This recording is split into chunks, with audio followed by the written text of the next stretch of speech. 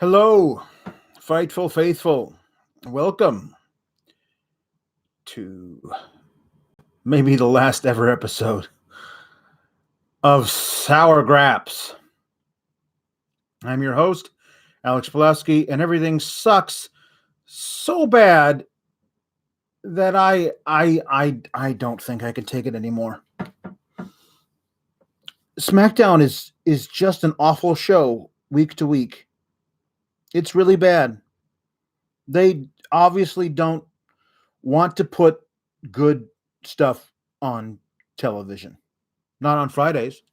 Mondays is, there's always some highlights there and there. I mean, you got Aleister Black and Buddy Murphy might kick each other so hard they spontaneously combust. That's fun to watch. But there's nothing on SmackDown. God damn it. This is just awful. Some of it is so bad. So bad. It sucks my soul out through my nose. And it gets clogged in there, so you got to really suck it hard, and it pulls out cartilage with it. It's just, it's really painful. And then it sets my soul on fire, and my soul can feel pain. It's really, really uncomfortable. I really hate watching SmackDown. I might not be able to do it anymore. I might just look up the results and talk about how stupid that is. I don't drink anymore, kids. I drank a lot in college, a lot. I don't drink anymore.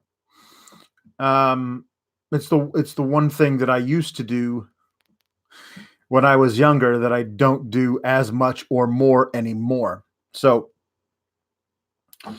instead of drinking nice, beer or some kind of liquor, I'm going to drink a delicious bottle of Sprecher root beer, the tastiest root beer on the market. That's a free one, Sprecher. Get a hold of you, boy, and I'll do these, for you whenever you want. This is some damn fine root beer. A Christmas gift. 2 4-packs from my father-in-law. This, I believe, is I'm rationing it out. So this is the end of the first 4-pack. I'm gonna take the first little swig here. Ooh, this is gonna be so much better than anything I'm gonna talk about tonight. Ooh, here we go. Oh, it's so tasty.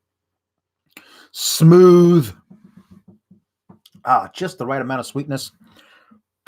Perfect. So I'm gonna, every time I feel like I'm going to rage punch my fist through my laptop, I'll just stop, take a little swig of Sprecher root beer. I might be done with the bottle in the first 5 minutes. That's how often I'm going to want to put my fist through something.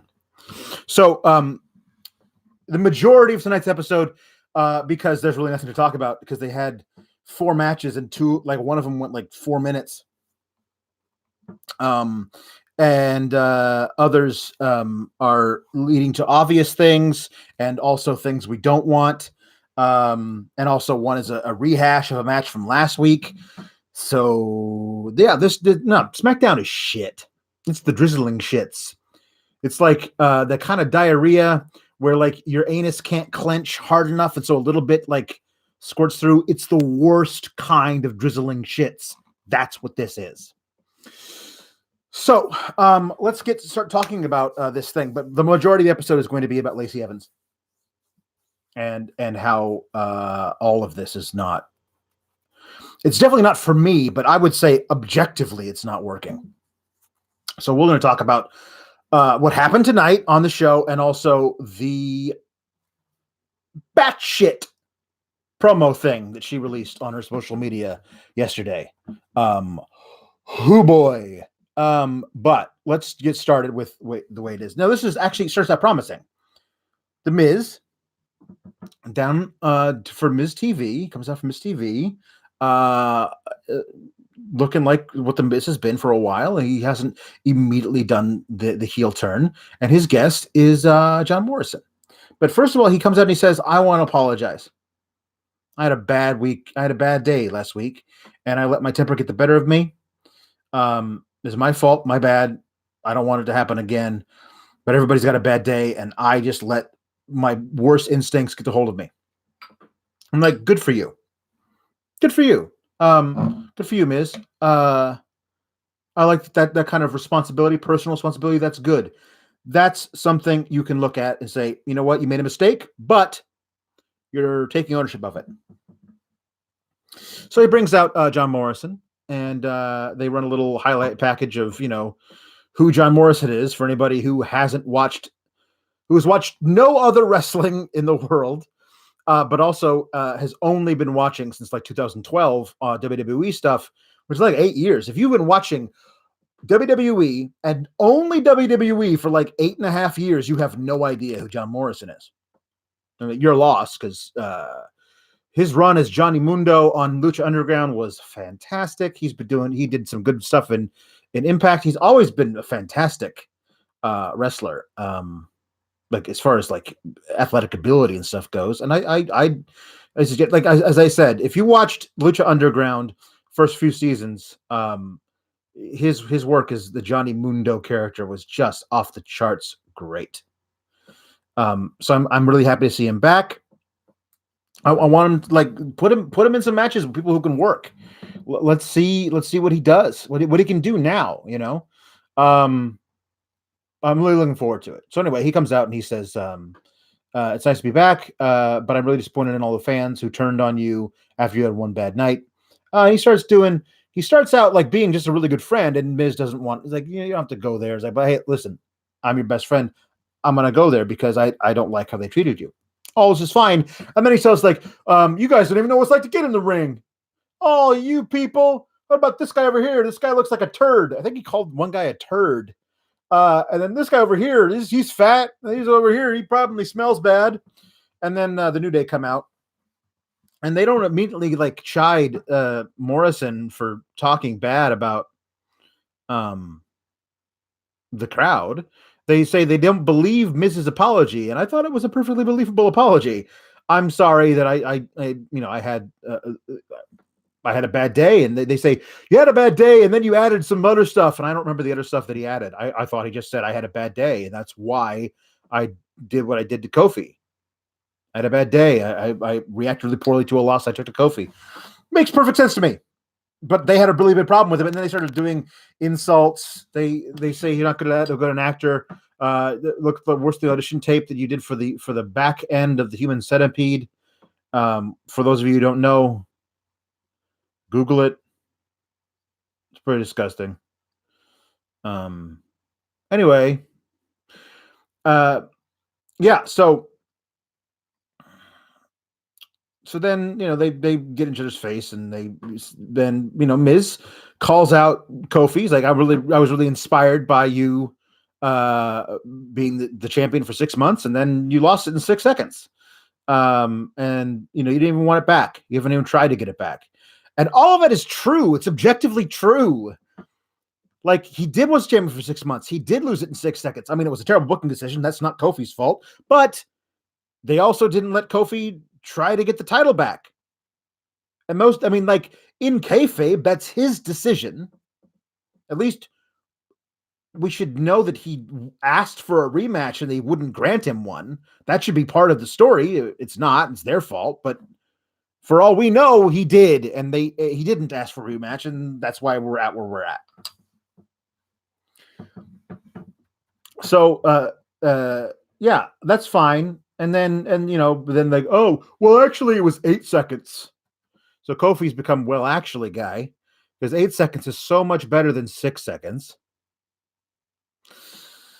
But instead, they just get pissy at each other, and then they have a match after the commercial break. Kofi versus The Miz, which is the same match we did last week, but this time Big E and Morrison are at ringside. And as you would expect, this match ends with a disqualification when Miz and Big E have a fight, a little kerfuffle at ringside, and Morrison takes this opportunity to do like a cool spinny, like cartwheely kick type thing.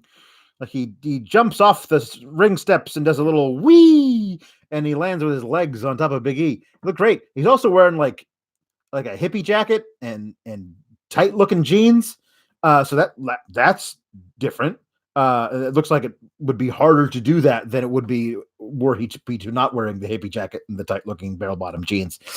But because of that thing that happened, Kofi was distracted. Skull crushing finale, end of match. Later we find out it's going to be John Morrison. His first match back in WWE is going to be a one-on-one affair with Big E next week. Now, that has the potential to not suck. I would love nothing more than for SmackDown to grant a 20-minute chunk of their 2-hour runtime to John Morrison versus Big E. Let it get some time. Let it be great. John Morrison should definitely pick up the win here. I'd rather he win clean, even at the expense of Big E, because I don't like when heels have to win via chicanery all the time. It gets old. But yeah, please make that not suck. Like, as a change of pace from the rest of your shit that you do on Fridays, have that match not suck. I implore you. Because I want to see what Morrison's got, and I'd love to see him wrestle Big E. That's a totally different kind of match. Love it. Let's hope. I love it. It'll probably be over with a distraction finish or something like that in like 4 minutes. Won't that be great? Won't I get to yell about that next week? Oh, won't that be fun? Bray Wyatt did his first Firefly Funhouse thing. He's like, he says, "I love you," but he only means the Fireflies. He doesn't mean Daniel Bryan, because whatever the opposite of love is, I'm guessing hate. That's what the Fiend feels for Daniel Bryan, because he wanted him to remember the stuff that they did back with the Wyatt family that really should have lasted a while longer than it did. It seemed like it was over pretty quick. Once he turned in because part of the Wyatt family, then it was like not part of the Wyatt family, like within like a pay-per-view cycle. It was like, and that was it. That was the end of that whole thing. So remember, and then be changed, but it wasn't, he got changed, but not enough and not in the right way. So the Fiend is just like, man, that sucks. I'm angry. I'm the Fiend. I don't want it. So yeah. So the Fiend wants to hurt him at Royal Rumble. Ooh. Elias, just okay. You can play guitar. Good for you. I mean, the song was, there was for the first time, Elias is a babyface in this more recent run. Said some things I actually agree with, but the problem that he doesn't, though, because he says also like, I'm going to win the Royal Rumble. I mean, I don't agree with that, but he says Roman Reigns better watch out. Like, I don't have any problem with the big dog. He says in song, one of his lyrics is, I don't have a problem with the big dog, but like, you spent most of the summer as Shane McMahon's crony, wrestling the big dog over and over and over again. Like, you fought him constantly. You don't have problems with him. Why? Because you're a face now and he's a face, and therefore you like get along. Sorry, did my phone go off? I'm sorry about that. Yeah. Oh, here we go. Did turn this off. Yeah. So apologies. So that's a lie that you don't have any problem with the big dog, unless, I mean, magically when you turn face, all your bygones are bygones with all of your former foes, because now you're on the same alignment as them. I know that's how it works. It's just fucking stupid. I hate it. Anyway, he said that Eric Rowan's pet must be as ugly as a Bobby Lashley and Lana sex tape. So we're making sex tape jokes in the year of our Lord 2020. Like, what was the last tape anybody watched? Anyway, I mean, I know that's what we call him, but whatever. Oh, he's Brock Lesnar's never here. Like, okay, I know I make that joke a lot, but like, it's a bleh. It's just he gets to go. Give the dude a match versus somebody other than Drake Maverick. Why are we supposed to believe any of this? We haven't seen him wrestle anybody competitive since he's been back. Whatever. So Mandy Rose is backstage with Sonya Deville. Sonya Deville is very excited about 2020 and the year of fire and desire. I would caution her. I've seen how they're booking you, Sonya. Unless there's a major change, I would say shoot for 2022 or whenever Vince dies. After that, because to Vince, lesbianism is a punchline, not something to build a character around, which I know is something that you would like.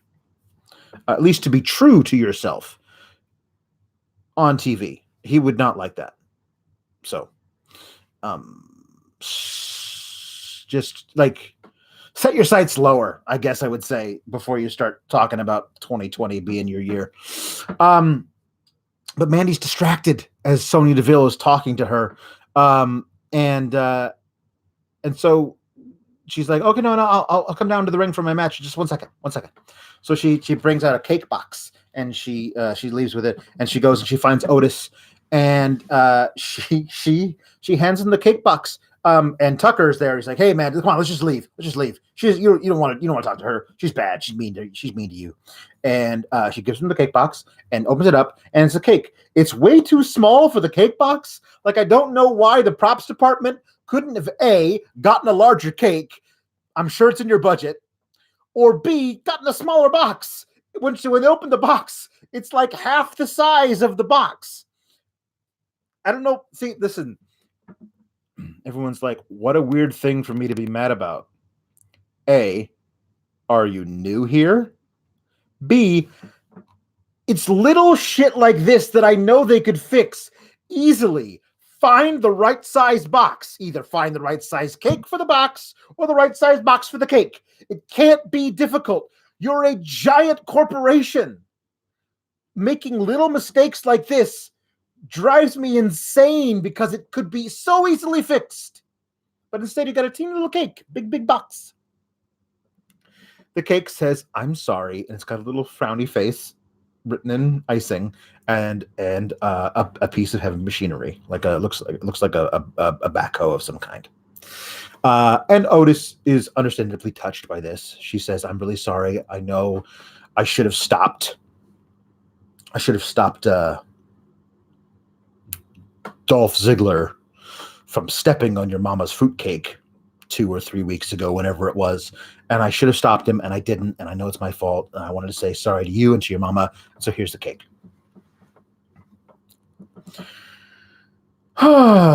Anyway, I don't want to put my fist through my laptop just now, but I am thirsty. So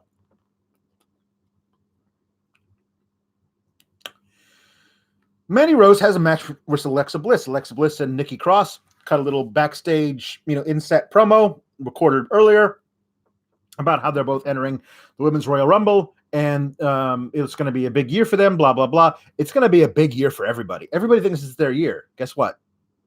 It's not your year, like for 90% of you. Mustafa Ali cut a really cool video promo, like all edited together really nicely 2 weeks ago about how 2020 is going to be his year. Last week, he wasn't on the show, and this week, he wasn't on the show. He's still wrestling fucking dark matches before the show. So, at this point, why give him the video promos if you're not going to use him on your fucking show? So, no, it's not going to be your year. Not going to be anybody's year. Probably Roman Reigns' year. That's a safe bet. But anyway, Alexa Bliss says, everything's going to be great. I know we're going to be in the Royal Rumble. We'll have to face each other at some point if one of us is going to win. And Alexa Bliss says, it's all going to be fine as long as I win. And Nikki Cross looks at her like, oh, that's my buddy. So whenever they want to break those two up, that's fine with me. I'm kind of done with it. It doesn't add anything more. They're not doing anything with them now. So just them being weird mistrash friends isn't advancing anything. So yeah. Mandy Rose defeated Alexa Bliss.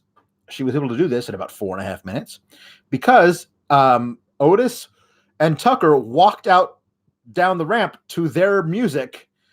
Otis carrying the cake with him, and he's eating it by just fisting it into his mouth, just taking giant ham-handed fistfuls of cake and shoving into his gaping maw.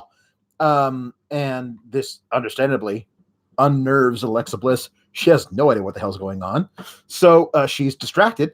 Rose rolls her up, and I guess Otis allowed Mandy to pick up a win and some much needed momentum for the Royal Rumble. This is me about to punch my fucking monitor.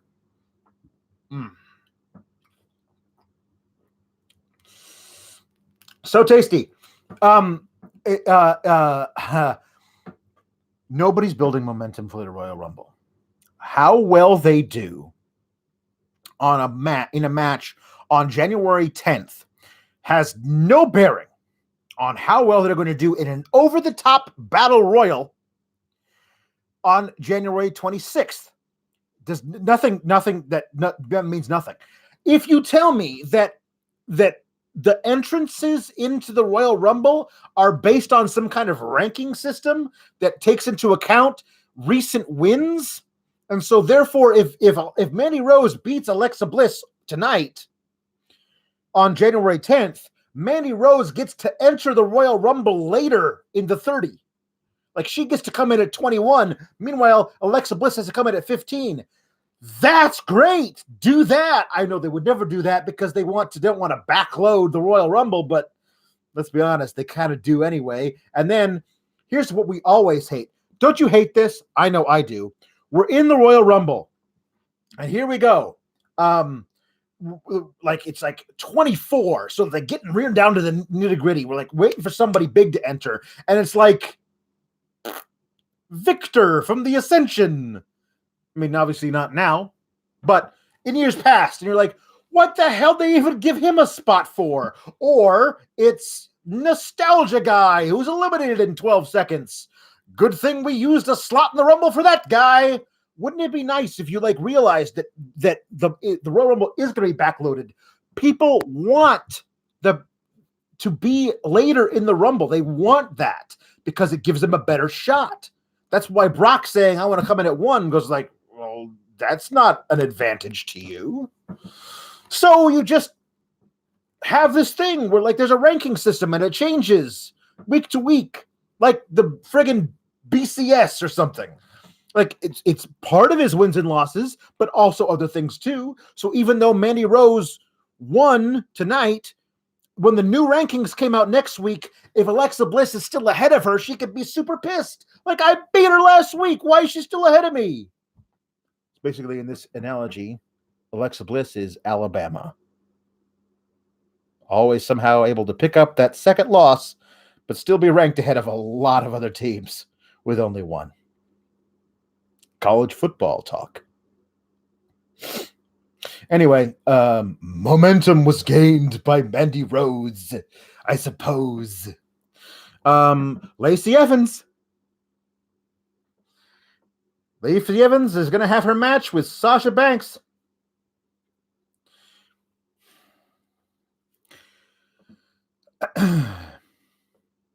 Okay, so Lacey Evans was supposed to have a match with Sasha Banks tonight. That match didn't happen. The old advertised match swerve. I might finish this delicious bottle of root beer just talking about Lacey Evans. Okay, before we get into what happened tonight, let's talk about this batshit fucking crazy promo thing she did where she released on her. Okay, she's talking to Sasha Banks in this promo. I've watched it enough times. It's seared into my brain. Okay.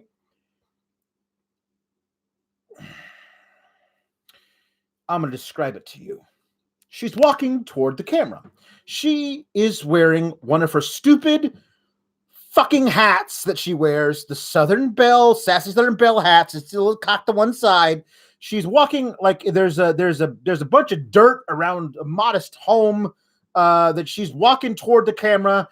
She's wearing an apron over like a polka dot skirt thing, polka dot dress, floofy dress, wearing an apron over it, but the apron's big enough that it covers it, so it looks for a split second like she's just wearing an apron. She is carrying under her left arm, for some fucking reason, a fucking chicken. She's carrying a chicken, a brown chicken. She's carrying a chicken. And she says, you know, Sasha Banks, you're a nasty. She says some stupid stuff about, you know, you like to say that you're somebody special, that you're legit, but I know that you're just a coward and you're blah, blah, blah, blah. At this point, she walks toward this little gate, and the gate opens, and on the other side of the gate is her darling little daughter, Summer. And the gate opens, and she hands Summer the chicken. Here, take this chicken. And Summer, rather surreptitiously, passes her as if in exchange for the chicken, like they have their own little bartering system in that family. Here, you give me a chicken, and I will give you one raw egg. She places it in Lacey Evans' hand. And so then Summer takes the chicken and recedes back into the yard where apparently what appears to be Lacey Evans then latching the gate shut with the, here, take this chicken, go away. I shall enclose you in this area for the chickens. Thank you for the egg. She never says thank you for the egg. She never mentions the egg. She's just holding an egg. And then she says, like, you're a nasty and whatever. And here's the thing. Because I have not only, I'm a woman. I am whatever I say I am. I am exactly what I say I am. I have served my country. A woman who has not only served her country, but I take care of my husband and I protect my daughter, which makes her super special, I guess. And then she gets on an ATV. She gets on a fucking four-wheel like ATV. She puts the raw egg in her apron pocket and says, tonight a woman's right is gonna shut you up for good. And then she just goes away on her ATV. What is that? Why is she carrying a chicken? Like, okay, because I don't know if you know this, but Lacey Evans actually has chickens in real life. It's not kayfabe. It's not just her character. That's who she is in real life. She actually has chickens. Okay, great. Why is she holding the fucking chicken in the promo, though? What does the chicken add to the promo? Here, daughter, who I care so much about that I'm using as a prop in my fucking feud with Sasha Banks. Here, daughter, you take this chicken. Oh, thank you for this egg. Like the chicken. Where was the chicken? Does the chicken belong in the also? The tweet that she sent out this video with, the tweet says like, here, this is me preparing dinner for my husband, for my family, preparing dinner. So did you give the chicken to your daughter so your daughter could kill the chicken and pluck it for tonight's dinner? Like, is that what this was? Was it like, here, I've got to go take the ATV and this raw egg to a fashion show somewhere, which is why I'm wearing this nice dress and this funny fucking hat.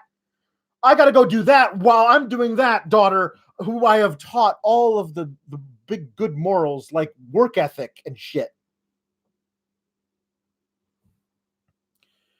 You prepared the dinner because I have taught you so well that you are now self-reliant. What does any of this shit mean? She's the worst fucking babyface. How?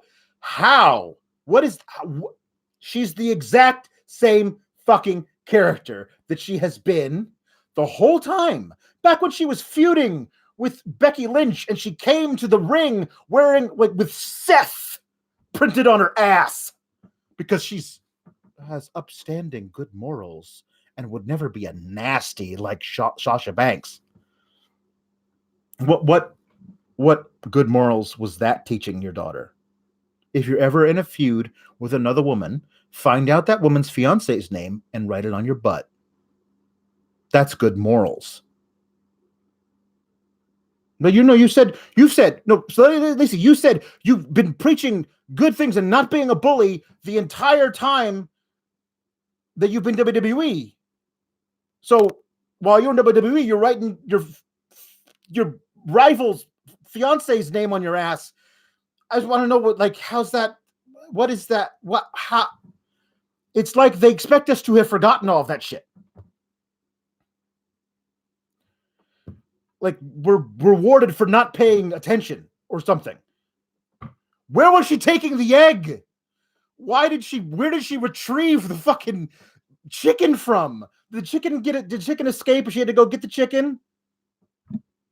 Why are you wearing the nice fancy dress with the... Okay, listen. The sassy Southern Belle shit, I contend it never worked, but at least it was a consistent fucking character. Now, she's a sassy Southern Belle, but she's also Marine Supermom. Okay, fine. Like you're working on your own home farm. You're a woman who's self-reliant and you ride ATVs. Not saying women can't ride ATVs, although if you're gonna be a role model, Lacey Evans, put on a damn helmet. A younger brother of a guy I went to high school with is dead at like 14 years old because he wasn't wearing a helmet while riding his ATV, and he fell off and his head hit a rock and his skull fractured and he died. So if you're going to be a good role model, wear a helmet when you're on your ATV in front of your fucking daughter. Just because I'm only saying this because you said you're a good role model. If your daughter got on an ATV and sped off and she wasn't wearing a helmet and you let her, you're a bad mother. I'm just saying that right now. More root beer.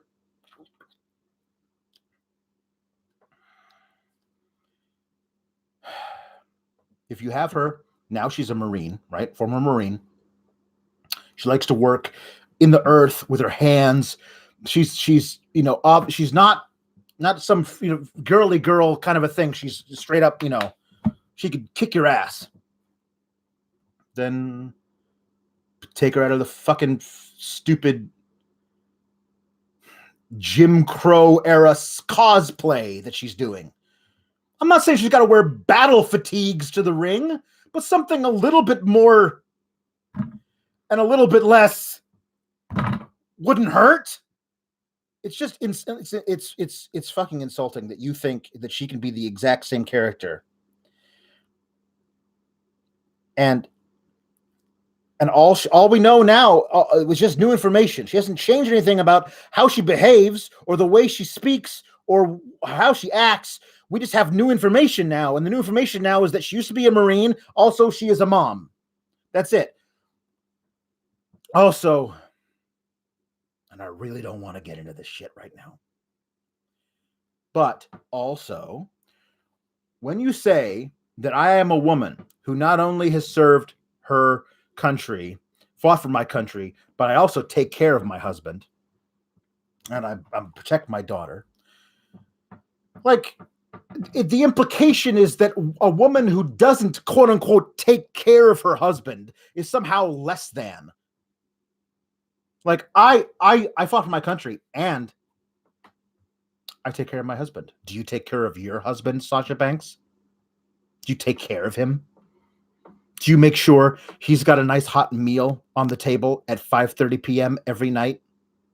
Because that's what wives are supposed to do. That's what's implied. Don't tell me it's not. It is. Because we have centuries of that fucking shit that's baked into our culture. Why doesn't your husband take care of you? You're the fucking WWE superstar.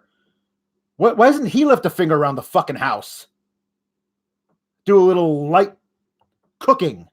Why doesn't he go find the chicken and pluck it and cook it for dinner? Why do you have to do that? And why are you implying that any woman who has that arrangement where the husband does cook for them is somehow worse than you, not as good as you? God, I hate all of this. It's just terrible. And it continued tonight. It continued tonight because she gets into the ring and Sasha's not there. And Bayley comes on the screen. And Bayley says, hey, I know you're looking for Sasha because you wanted to have the match. She's not here. This is what Bayley says. Here's something that I know that even you'll understand, a stupid jarhead like you. Really? We gotta do the thing where the heel is doing anti-military talk, like, because that's gonna get people to boo her. Like, it is. But we couldn't have done something else, like as another resort to get her to boo her. Fine. Sasha's AWOL, absent without leave. That's a military term. She's at she's in a real city, Los Angeles. Some studio time opened up and she wanted to finish her rap album. Ooh, rap album. You know, those rappers, they're all druggies and they're all into crime. That's what I've heard. You can't tell me they're not positioning Sasha Banks as the anti-Lacey Evans. And part of that is that she just recorded a rap album. A rap album. Oh, my stars. Like, they could come up with any fucking thing for Sasha to be doing that keeps her from being there, but they chose recording a rap album. Like, that's what they chose, that in particular. She says, a real city, Los Angeles, blah, blah, blah, recording a rap album. So, sorry. The only reason I'm here is because as the champion, I'm contractually obligated to be here. And that's only that, blah, blah. So, Lacey says, give me a microphone. And then when the people who work for her co-worker, it's not ostensibly her co-worker, isn't fast enough in getting the microphone to her, she says, hurry up. Because she's so good at being a babyface. She still barks orders to the people. Like, it's just more root beer. So she gets on the mic and she says, I'm not surprised that little nasty's not here. You're a nasty and all people you're nasty. But at least this is the difference between Sasha Banks and me. I'm happy to fight Sasha Banks in any place, anytime, any city, especially here in the heartland, because they're in Indiana. Oh, and does that play well in Indiana? Oh, the crowd went apeshit for her calling out the fact that they live in the heartland, where, as we know, that's where the real Americans live. The real Americans live in the heartland, and the fake Americans, like the black woman that she's feuding with and the Latina woman who is the champion, they're not real Americans because they don't live in the heartland and they don't want to fight in the heartland. This is the thing that they are doing. They are positioning this shit in this way to get people to root in a way that they prescribe. Root for the former Marine, who also not only is a former Marine, but also does all the wifely duties that you're supposed to do, because that's what the world is supposed to be like. Root for her against the rapper, and the woman who's got a haircut that I actually wear myself, but also I don't like her much because she says mean things about the heartland. That's what they're doing. They're doing that. And how do I know they're doing that? Because the fucking crowd starts breaking into a chant of USA, USA. And Lacey goes, hell yeah, USA. Like, Are we implying that Sasha Banks isn't from the USA? She's from Boston, the fucking cradle of the Revolutionary War, where we became a fucking country. So Sasha's not American. Lacey's American, but Sasha's not. Otherwise, when you're chanting USA, USA, you're also chanting for Sasha Banks, but you don't think you are. You're chanting for Lacey Evans. It's just this, it's a way of positioning certain segments of your fan base deliberately in opposition to others. And that's not great culturally. It's just not. You're positioning traditionally marginalized people as the bad guy. It's not good. Don't do it. I mean, USA, USA, like, it's not like, I mean, it's still stupid, but when they were chanting USA, USA for like John Cena against Rusev, at least it made fucking sense, because Rusev was from Bulgaria and representing Russia at the time. That makes sense. When you're chanting USA, USA at Lacey Evans in a feud versus Sasha Banks and Bayley, what are you saying? I think you know what you're saying, but you don't want to say it out loud. Yikes.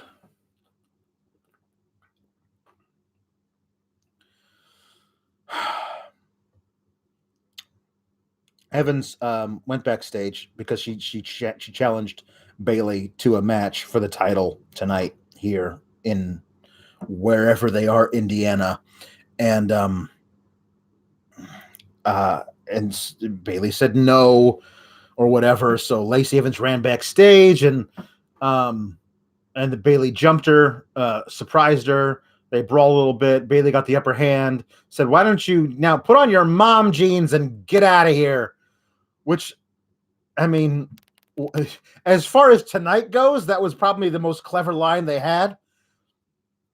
And then she doesn't, though. She lets Lacey go, having only hit her a few times, but still got the upper hand.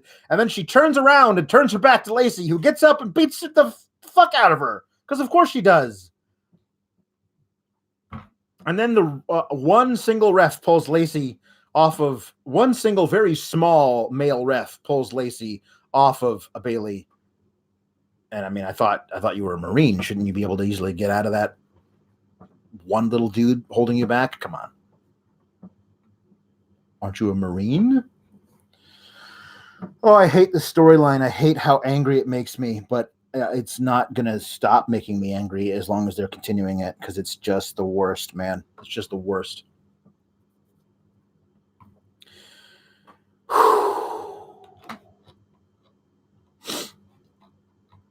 So, Dan O'Brien was being interviewed. He said by somebody backstage, like, about what Bray Wyatt had said earlier about remember and change, and you know, there was a good point at the earlier Firefly Funhouse I forgot to mention where Bray Wyatt says at the end, he says, "Love you, not you, Daniel. All the Fireflies, I love them. I don't love you." I thought that was at least kind of clever. So anyway, they're asking about that. Hey, the Fiend says he doesn't love you or some shit. And then behind him, of course, there's a monitor. Ramblin' Rabbit comes up there and says, "Hey, Brian, I'm a really big fan of yours. You can defeat Bray. You can defeat the Fiend using this one simple trick. Here's what it is." And then Bray Wyatt comes in and he like stuffs the puppet in a box or something and says, "Snitches get stitches, ha ha ha," whatever. And then later in the show, like in The Godfather, where that dude's got the horse head in his bed, somebody murdered a puppet, like cut off half of his face, and there's blood and stuff on the puppet that I'm looking at right now. Cut off his ear, one of his eyes, just basically like he took an axe to the puppet, and puppet bled blood. And then they put the puppet in a gift box and left it in Dan O'Brien's locker. So he shows up at the locker, and he's like, "Hey, what's this?" And he opens it up, and there's Puppet. And he seems very upset by this. Braun Strowman was able to pin Shinsuke Nakamura last week, I think, or the week before, whenever. We pinned Cesaro last week. 2 weeks ago, he got a pinfall in a 6-man tag versus when he danced, but he pinned Nakamura. So then he beat Cesaro last week. So now he has a match with Shinsuke tonight. It's a non-title match. Cesaro and Sami Zayn keep trying to interrupt and trying to help Shinsuke. Eventually, though, Braun Strowman hits the power slam on Shinsuke Nakamura and pins him 1, 2, 3, and that's it. So I guess we're building to Braun getting an Intercontinental title shot at the Royal Rumble. And spoiler alert, it looks like a lot of people who might have title shots for one thing or another in the undercard of the Royal Rumble will also be entering the Royal Rumble. So I don't think they're ever going to not have Braun in the Royal Rumble. So they might not have that Intercontinental title match at the Rumble, or if they do, he'll be pulling double duty, just like some other people. Okay, I know it's possible. At least I firmly believe it's possible that you can have somebody be a heel without resorting to fascist rhetoric. Sheamus is back in his little closet. He's not backlit by red lights because we know who he is now. But he's cutting a promo, and he says that I've come here to exterminate, his word, the infestation, his word, exterminate the whatever that has infested the locker room since I've been gone. He's talking about Chad Gable and small people infesting the locker room who need to be exterminated.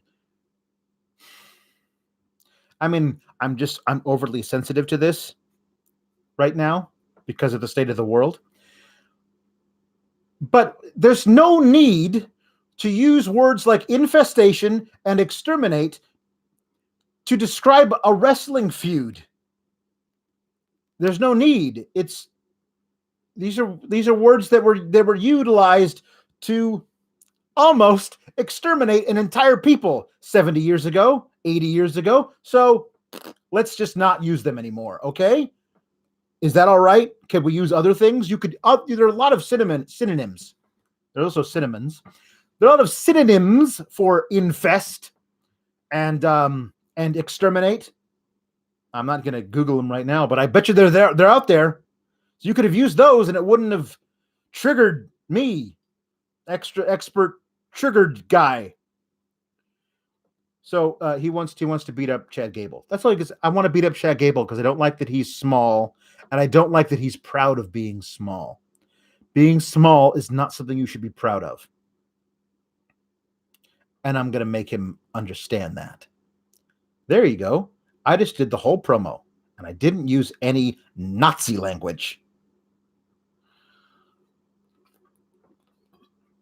All I'm saying is you have a choice of what words you use when you write these promos.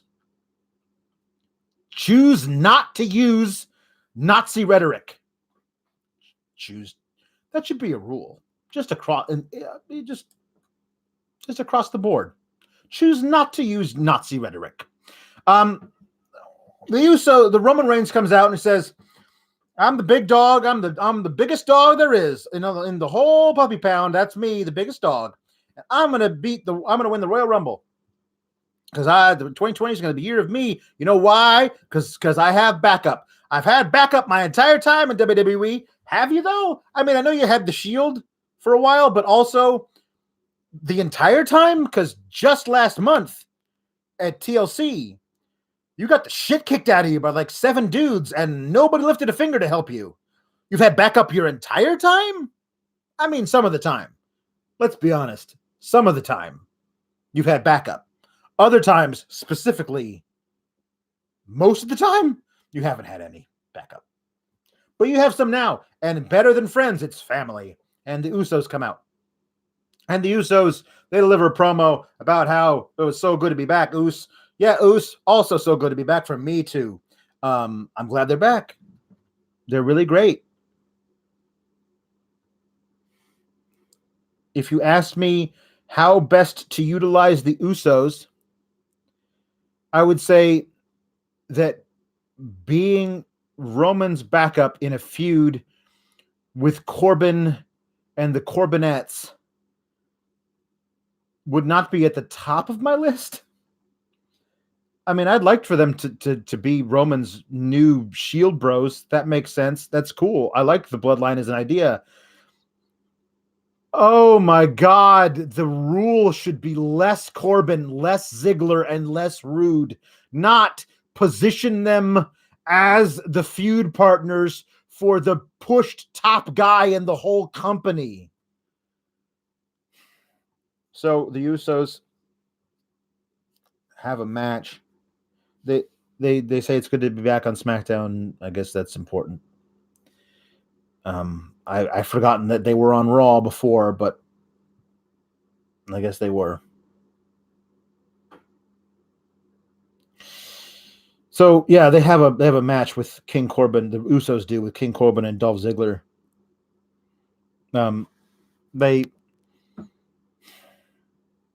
They interrupt, and then this is what I don't love about it, because the Usos love to do this kind of bullshit stuff where they're like, it's King Corbin, so in order to insult him, they call him Queen Corbin, because just the very fact of being a woman is an insult in WWE. So it's just lazy, low-hanging fruit, and I hate it. And then Corbin calls him the big dog's bitches, because we're in fucking 6th grade, and that's what we call people bitches. It's fucking stupid. So beneath everybody anybody who's an adult who watches the shit. It is beneath you. Oh boy.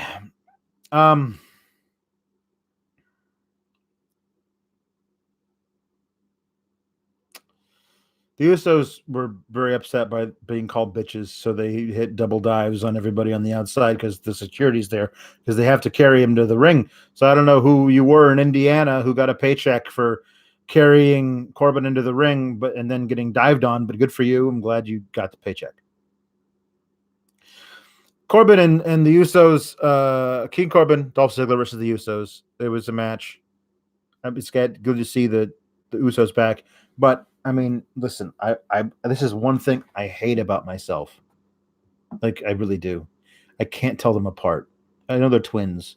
I can't tell them apart. I know I should be able to, but I can't. Is it too much to ask? Like, one of you get like a really bitchin' like Samoan tattoo arm sleeve thing like The Rock has. Just one of you though. And then I would know, hey, Jay is the one with the tattoo and Jimmy is the one without it. Can we do that? I also thought one of them should cut his hair, and then the other one would keep his hair long, and then I'd be able to tell them that. But both of them got their hair cut, at least the same haircut, like the same.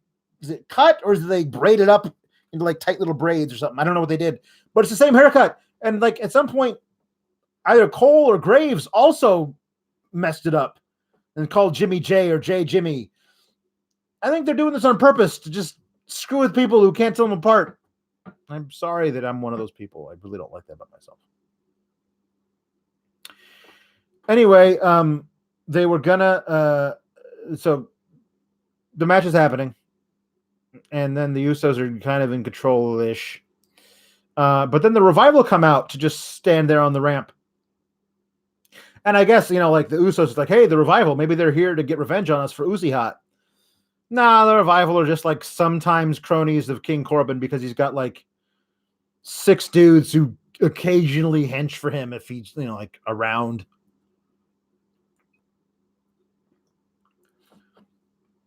I guess. But so then the Usos, they lose the upper hand because they're distracted by the Revival's existence. And then Roman Reigns is upset. This is what I thought. Like, I was like, wait, why did Roman leave ringside? Like, he's Roman Reigns. He gets to hang out at ringside if he wants to. He hasn't been sent to the back. He's like, no, boys, you do this on your own. That must happen during commercial after the double dive onto the security. Like, Roman went backstage just so we could have an entrance and come from behind the Revival and Superman punch both of them at the same time. And then he goes down to the ring, and then he and Corbin get into a thing at ringside, and then Roman spears King Corbin, costing his cousins the match. Like, costing his cousins their debut match. I mean, they lost by DQ. Whatever. So, Corbin gets beaten down on by Roman Reigns, who's about to powerbomb him through the table. And then Robert Roode shows up. Robert Roode, who was put on the shelf by injury.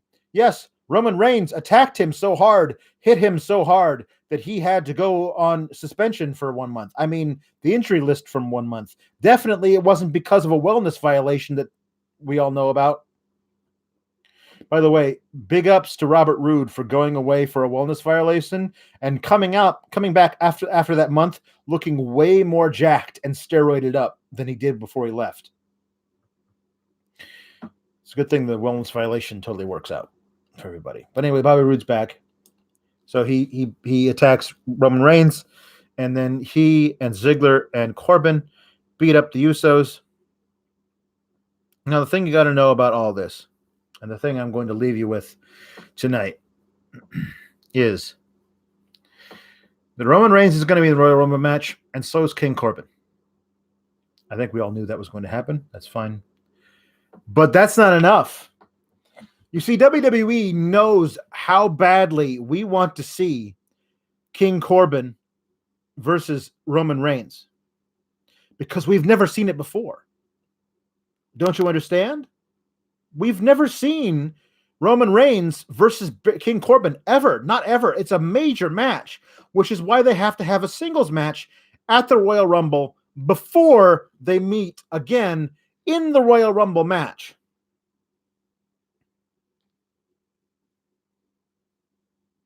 Nobody asked for this. Like, WWE fan watches TLC, sees the King Corbin versus Roman Reigns match after the stupid dog food feud, and sees Roman Reigns get his ass kicked by like 6 dudes, and says to himself, man, I never need to see that match again. And WWE says, read you loud and clear. How about at the Royal Rumble? After also, let's have them fight each other a whole bunch in the month between TLC and the Royal Rumble. Why do you do this to the people who watch your show? No one is clamoring for more Roman versus King Corbin. Nobody's doing that. Nobody wants to see more of this. I mean, even if you liked Corbin versus Roman Reigns, even if you liked the feud as it was, you've seen a lot of it. You got what you wanted. Let the rest of us not have it for a while. There has to be other people that Roman could fight and other people that King Corbin could fight. Listen, I'm begging you. You have really talented people on your roster. It appears as though you're going to feed one of them to Sheamus in Shorty G. I apologize. That's your slave name. I'm going to call you by your real name, Chad Gable. Chad, if you're listening to me, if you can hear the sound of my voice, do whatever you need to do to get out of your contract, man.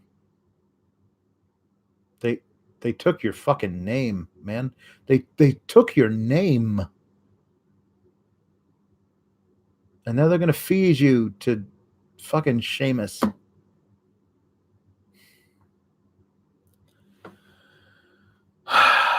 And my boy Mustafa can't get on TV. And they got all the time in the world for this goddamn Roman versus Corbin thing that's going to last, I don't know, probably until Mania. Jesus Christ. I mean, let's hope not. Let's hope not. I mean, not until Mania, because Roman, let's face it, he's probably going to win the Royal Rumble and face the Fiend, and I mean that'll be at least be something kind of new. Oh God, I'm so depressed. I'm going to drink myself into a stupor on this root beer. Not to mention this goddamn jingoistic Lacey Evans versus the other women who don't look like Lacey Evans feud. God, I'm so depressed. This has been Sour Graps. I have been Alex Pawlowski. Oh, Lord, everything sucks.